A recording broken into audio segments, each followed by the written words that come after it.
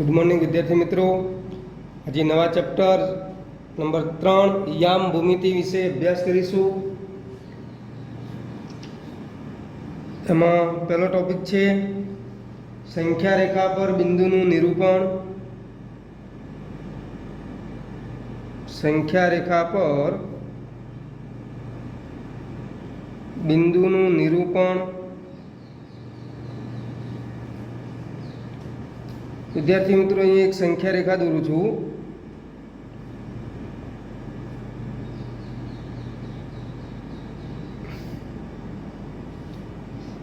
अहीं मध्य में 0 1 2 3 4 अनंत सुधी -1 -2 -3 आ बाजू में अनंत सुधी।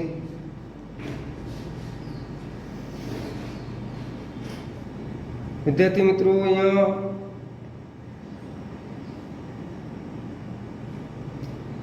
वर्णन करिए थोड़ું। संख्या रेखा पर 0 नी એટલે આ જે છે એને કહેવાય પોઝિટિવ ડાયરેક્શન।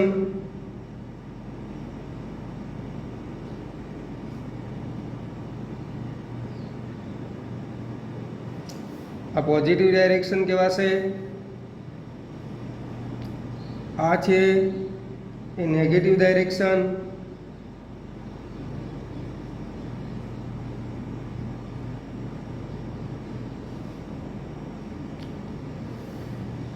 आ भाग है ए पॉजिटिव नंबर।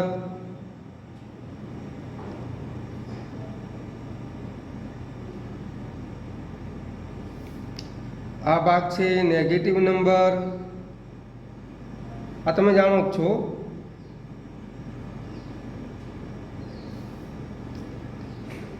0 थी जमणी बाजू पॉजिटिव नंबर, 0 थी डाबी बाजू नेगेटिव नंबर। 0 थी जमणी बाजूनी दिशा एटले पॉजिटिव धन दिशा, 0 थी डाबी बाजूनी दिशा एटले ऋण दिशा। ये लखीशुं संख्या रेखा पर 0 थी संख्या रेखा पर 0 एटले के शून्य। शून्य थी जमणी बाजू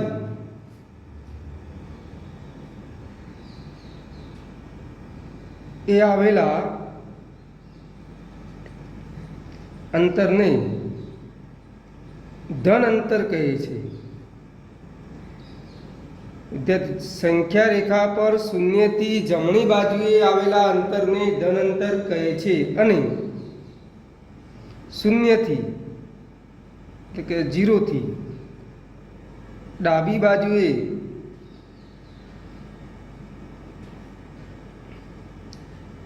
आवेला अंतर ने ऋण अंतर कहे छे। आ तमे जाणो छो विद्यार्थी मित्रों, याद रखजो कि 0 थी जमणी बाजुए आवेला अंतर ने धन अंतर कहेवाय, 0 थी डाबी बाजुए आवेला अंतर ने ऋण अंतर कहेवाय। जे बिंदु थी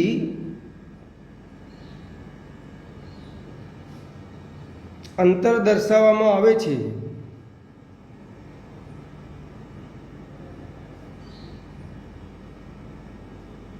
ते बिंदुने उगम बिंदु कहे छे। जे बिंदुथी अंतर दर्शाववामां आवे छे ते बिंदुने उगम बिंदु कहे छे। એટલે આ જે આ શૂન્ય છે એને ઉગમ બિંદુ કહેવાય છે। शून्य शू कहवाय छे? उगम बिंदु। अंग्रेजी नाम है ओरिजिन, ORIGIN, ओरिजिन એટલે उगम बिंदु। धन दिशा में आगे लखीए,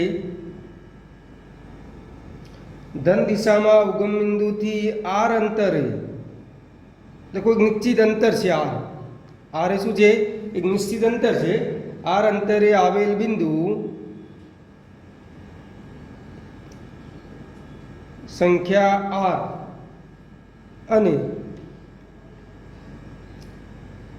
ऋण दिशा में उगम बिंदु थी आर अंतरे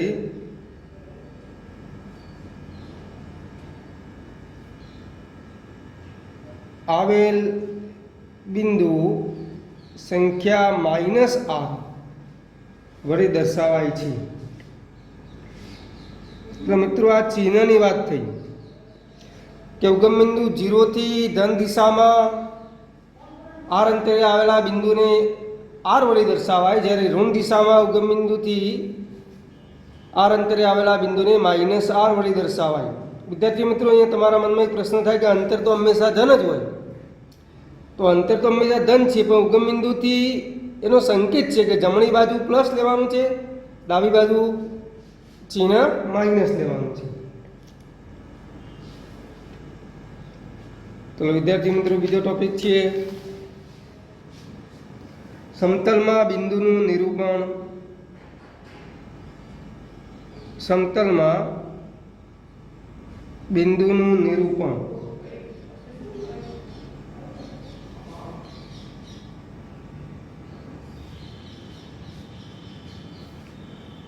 તો એ વિદ્યાર્થી મિત્રો આકૃતિ દોરીશ.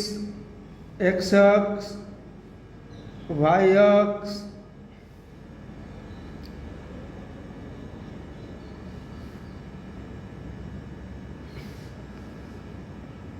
આ ઓરિજિન 0 એટલે ઉગમ બિંદુ, આ 1 2 3 4, આ 1 2 3, -1 -2 -3,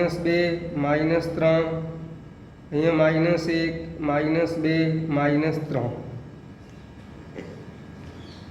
તો વિદ્યાર્થી મિત્રો, સૌથી પહેલો ટોપિક છે સમક્ષિતિજ રેખાને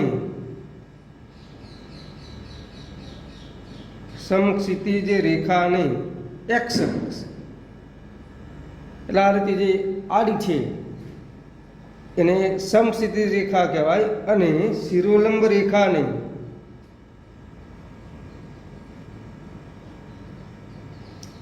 વાય અક્ષ કહે છે. ખાસ યાદ રાખજો વિદ્યાર્થી મિત્રો કે સમક્ષિતિજ રેખાને એક્સ અક્ષ કહેવાય છે, શિરોલંબ રેખાને વાય અક્ષ કહેવાય છે. બંને અક્ષો એટલે કે એક્સ અક્ષ ને વાય અક્ષ, બંને અક્ષોને એટલે કે એક્સ અક્ષ અને વાય અક્ષ, બંને અક્ષોને યામાક્ષો કહે છે. એક્સ અક્ષ અને વાય અક્ષને શું કહેવાય છે? યામાક્ષો પણ કહે છે. બંને અક્ષોને યામાક્ષો પણ કહેવાય છે. એક્સ અક્ષ અને વાય અક્ષ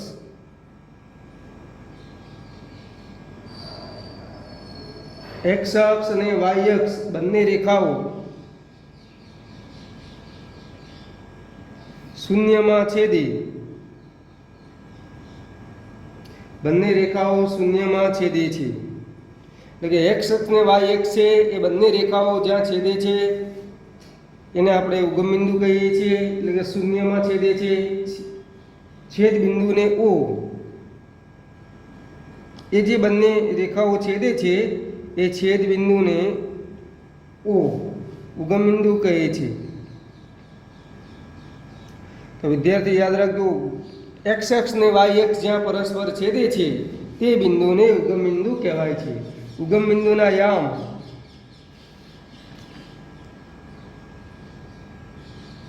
ઉગમ બિંદુના યામ 0 0 છે અથવા 0 0 થાય. ઉગમ બિંદુના યામ શું છે? 0 0 છે. ચલો એના પછી આકૃતિ ઉપરથી લખીશું ઓ એક્સ અને ઓ વાય પર ધન સંખ્યાઓ. આકૃતિ ઉપરથી તમે વિચારજો કે ઓ એક્સ અને ઓ વાય પર ધન સંખ્યાઓ અને ઓ એક્સ ડેશ. વિદ્યાર્થી મિત્રો, આપણે આકૃતિમાં આ એક્સ, આ એક્સ ડેશ, આ વાય ડેશ. તો ઓ એક્સ ને ઓ વાય પર ધન સંખ્યાઓ અને ઓ એક્સ ડેશ તથા ઓ વાય ડેશ પર ઋણ સંખ્યાઓ છે.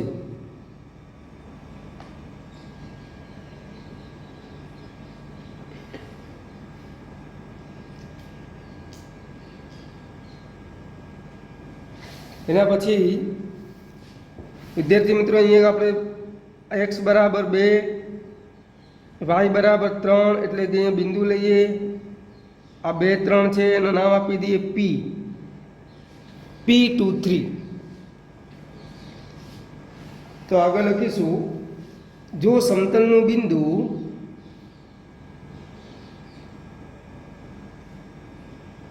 સમતલ ઉપર કોઈક બિંદુ લીધું છે P અને ક્રમિક જોડ XY પરસ્પર સંકળાય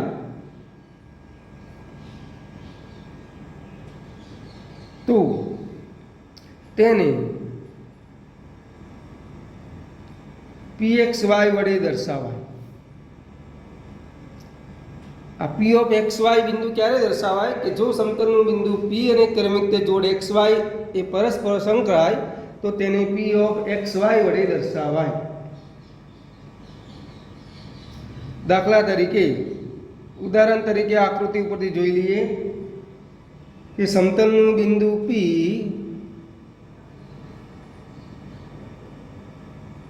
અને ક્રમિક જોડ 2 3 એટલે x બરાબર 2 અને y બરાબર 3 પરસ્પર સંકળાય તો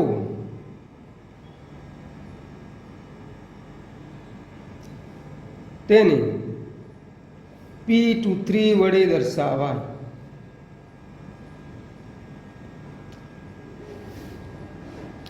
અહીં જો આકૃતિમાં દર્શાવેલું છે, આ જે બિંદુ છે x બરાબર 2 અને y બરાબર 3 છે એ સમતલમાં બિંદુ P સાથે સંકળાય તો એને P ઓફ 2 3 વડે દર્શાવાય છે. P ની જેમ બિંદુ XY છે એ XY ને સમતલનું બિંદુ કહે છે.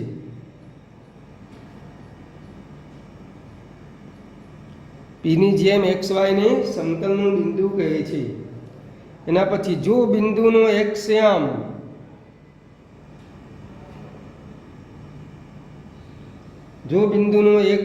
શૂન્ય હોય તો બિંદુ y અક્ષ ઉપર આવેલ છે. ખાસ યાદ રાખજો વિદ્યાર્થી મિત્રો, જો બિંદુનો એક્સ્યામ શૂન્ય હોય તો તે બિંદુ કયા અક્ષ ઉપર હશે? y અક્ષ ઉપર આવેલ છે. તેના યામ 0b થાય. જેવો બિંદુનો એક્સ્યામ શૂન્ય હોય તો બિંદુ y અક્ષ પર આવેલ છે અને એ બિંદુના યામ લખાય 0b. એનો એક્સ્યામ હંમેશા 0. એ જ પ્રમાણે જો બિંદુનો y યામ શૂન્ય હોય તો બિંદુ x અક્ષ પર આવેલ છે તેમ કહેવાય અને તેના યામ a0 થાય. તો યાદ રાખો, a0 એટલે બિંદુ x અક્ષ ઉપર હશે, 0b નો અર્થ થાય બિંદુ y અક્ષ પર છે.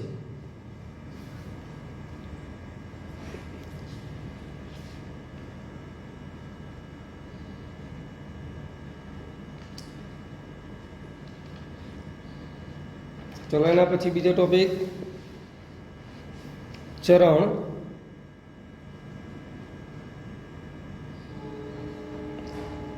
ચરણનો બીજો શબ્દ છે પાદ. કાર્ટેજીય યામ પદ્ધતિમાં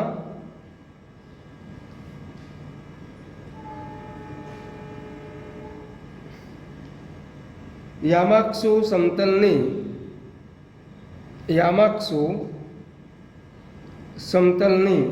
4 ભાગમાં વહેંચે છે.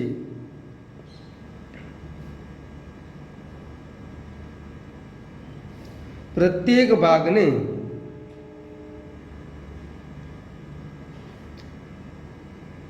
ચરણ કહે છે.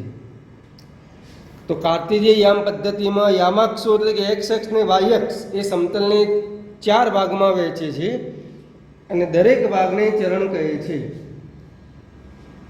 ચરણનો ક્રમાંક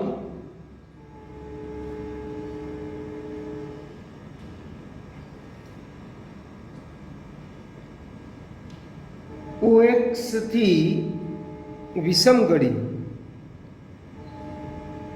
OX થી વિષમગળી દિશામાં દર્શાવાય છે. એટલે કે OX થી વિષમગળી દિશા, વિષમગળી એટલે ઘડિયાળના કાંટાની ઊંધી દિશા. સમતલ એ યામાક્ષો અને 4 ચરણનો યોગ ગણ છે. સમતલ એ યામાક્ષો અને 4 ચરણનો યોગ ગણ છે. અહીંયા આપણે આકૃતિમાં દર્શાવીશું.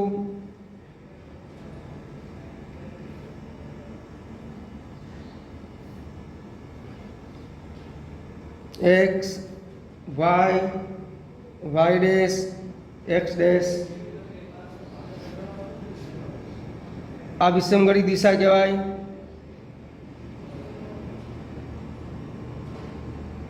વિષમગળી દિશા છે. આ એની સમગળી દિશા કહેવાશે. આ ઘડિયાળના કાંટાની દિશા એટલે સમગળી દિશા છે. તો આ અહીંયા તમારું જે આ પહેલું ચરણ છે, પ્રથમ ચરણ, આ બીજું ચરણ, આ ત્રીજું ચરણ અને આ ચોથું ચરણ. તો કાર્ટેશિયન યામ પદ્ધતિમાં યામાક્ષો સમતલને 4 ભાગમાં વહેંચે છે.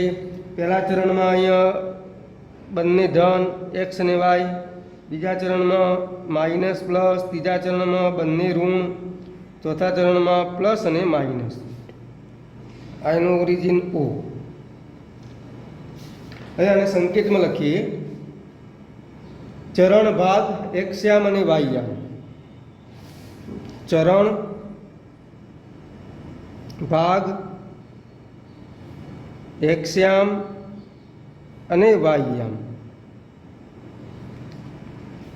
ચલો, ચરણ કયું? પ્રથમ, એને અરેબિક ભાષામાં સંકેત છે. તો પ્રથમ ચરણ એટલે ખૂણો કયો? XOY નો અંદરનો ભાગ. પ્રથમ ચરણ એટલે શું કહેવાય? ખૂણા XOY નો અંદરનો ભાગ. એમાં x યામ પ્લસ, y યામ પણ પ્લસ છે. દ્વિતીય ચરણ એટલે કયો થશે? ખૂણો YOX ડેશ નો અંદરનો ભાગ. એમાં x યામની કિંમત ઋણ છે, y યામ ધન છે. તૃતીય ચરણ એટલે ખૂણા XOY ડેશ નો અંદરનો ભાગ.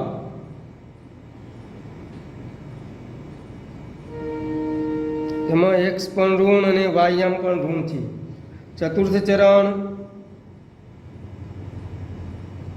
એટલે કયો આવશે? ખૂણો YOX નો અંદરનો ભાગ. એમાં x યામ ધન છે, y યામ ઋણ છે.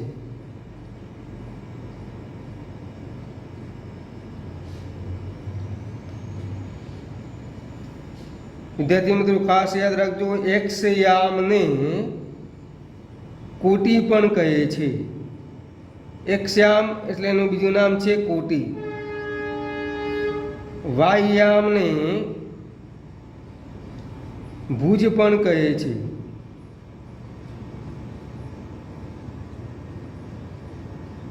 x યામને કોટી પણ કહે છે, y યામને ભુજ પણ કહે છે. બિંદુના યામ દર્શાવતી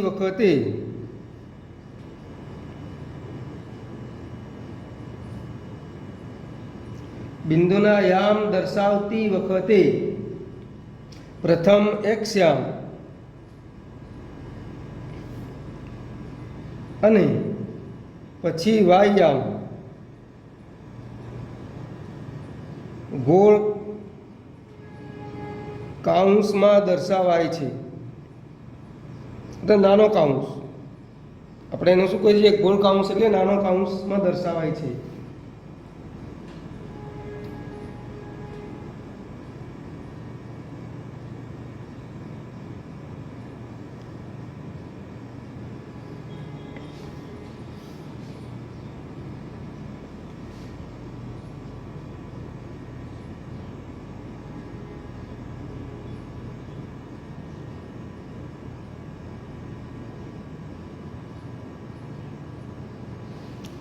ચલો એના પછી વિદ્યાર્થી મિત્રો અહીંયા જો ફરીથી આપણે એક વખત જોઈ લઈએ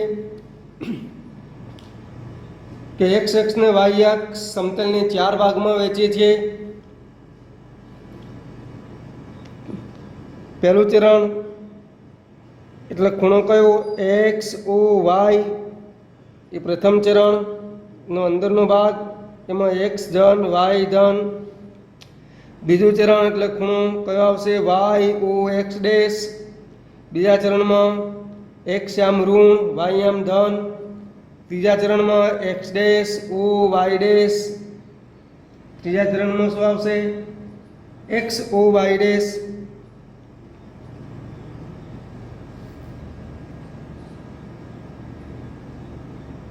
અહીંયા ત્રીજા ચરણમાં X dash O Y dash આવશે અને ઓ વાય ચોથા ચરણમાં શું આવશે વાય ઓ એક્સ આવશે. ચરણ નંબર 4 એક્સ ઓ વાય ડેશ અથવા વાય ડેશ ઓ એક્સ આવશે.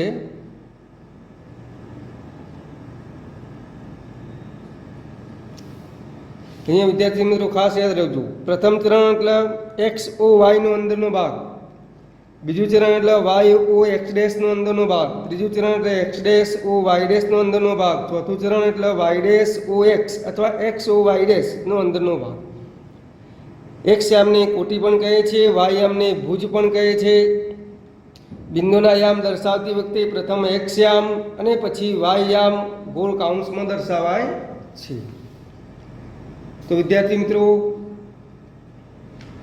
આજે નવા ચેપ્ટરમાં સમતલનું બિંદુનું નિરૂપણ જોયું, ચરણ વિશે પણ અભ્યાસ કર્યો અને સંખ્યા રેખા ઉપર બિંદુનું નિરૂપણ પણ જોઈ લીધું. આ એનું બેઝિક છે, ખાસ તૈયાર કરજો તમે.